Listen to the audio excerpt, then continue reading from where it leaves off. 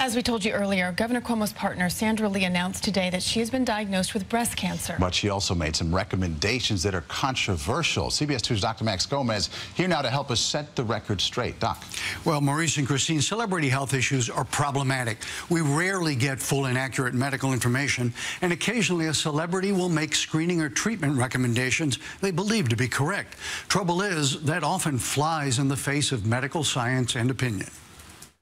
It was an emotional Sandra Lee who revealed her breast cancer diagnosis this morning and her choice to have a double mastectomy, which, while aggressive, is a personal decision. There's a lot of thought that goes into what's right for each individual woman, and she has to be presented with the facts and then make her own decision. But what the chief of surgical oncology at Lenox Hill Hospital does take issue with, and so did every breast cancer expert I spoke with today, was Lee's assertion about the screening mammograms that detected her cancer.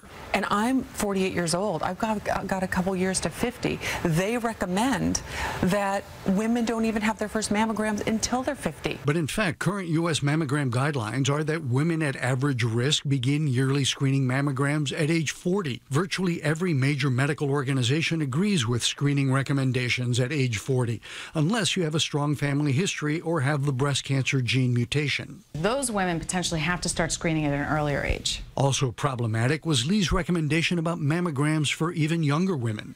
Girls in their 20s and their 30s just have to know.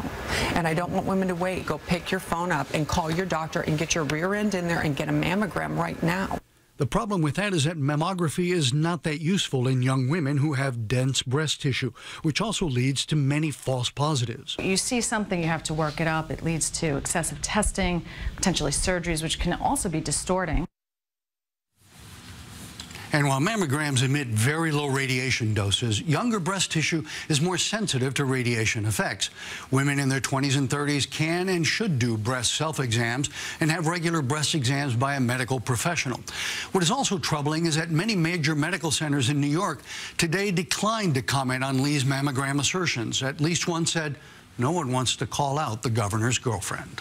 You mentioned a lot of organizations that recommend getting your first mammogram when you're 40. Is there one that recommends waiting till you're 50? Well, there's really only one that says it's the U.S. Preventative Services Task Force. They say it's okay to wait till 50, but if after discussing with your doctor, starting at 40 is also okay. So 40 is really pretty much the way to go. It really is. I mean, you have to talk to your doctor because family history, as you mentioned, plays a big role in this. Absolutely. Absolutely. All right, Dr. Max, Good thank you. info. Thank you. All right.